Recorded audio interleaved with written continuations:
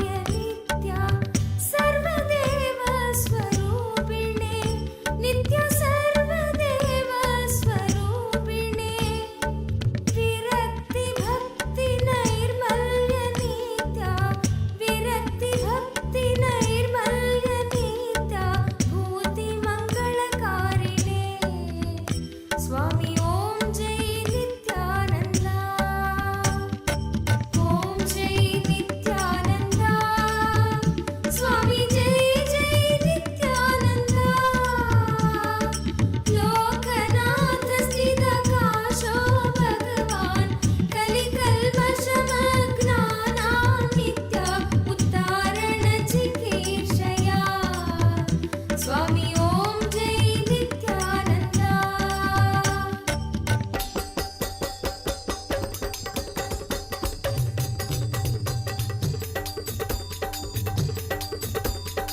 ॐ जय नित्यानन्दा स्वामी जय जय नित्यानन्दा लोकनाथ स्थितकाशो भगवान् कलिकल्मषमग्नानां नित्य उद्धारण चिकीर्षया स्वामी ॐ जय नित्यानन्दा ॐ जय नित्यानन्दा स्वामी जय जय नित्यानन्दा लोकनाथ स्थितकाशो भगवान् कलिकल्मषमग्नानां नित्य उद्धारण चिकीर्षया स्वामी ॐ जय नित्यानन्दा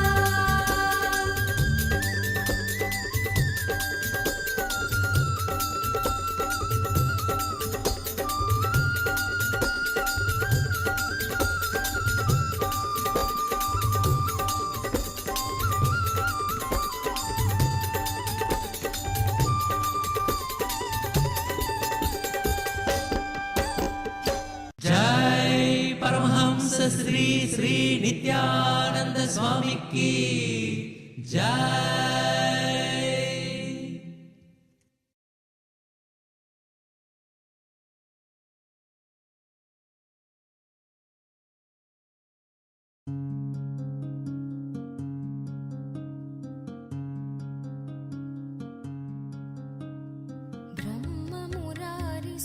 ब्रह्ममुरारिसुरार्चितलिङ्गं निर्मलभाषितशोभितलिङ्गं जन्मज दुःखविनाशकलिङ्गं जन्मज दुःखविनाशकलिङ्गं तत्प्रणमामि नित्यानन्दलिङ्गं तत्प्रणमामि नित्यानन्दलिङ्गं ब्रह्ममुरारिसुरार्चितलिङ्गं निर्मलभाषितशोभितलिङ्गं जन्मज दुःखविनाशकलिङ्गं तत्प्रणमामि नित्यानन्दलिङ्गम्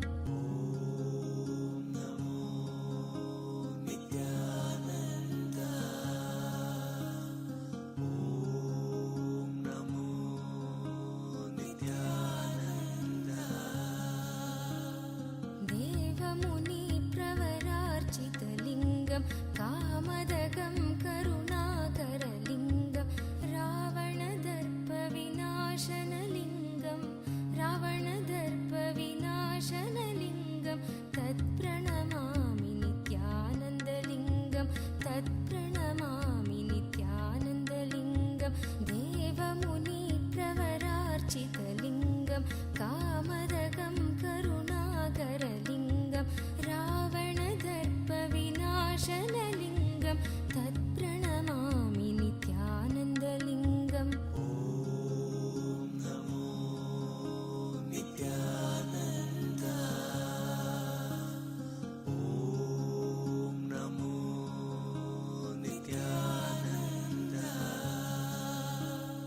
सर्वसुख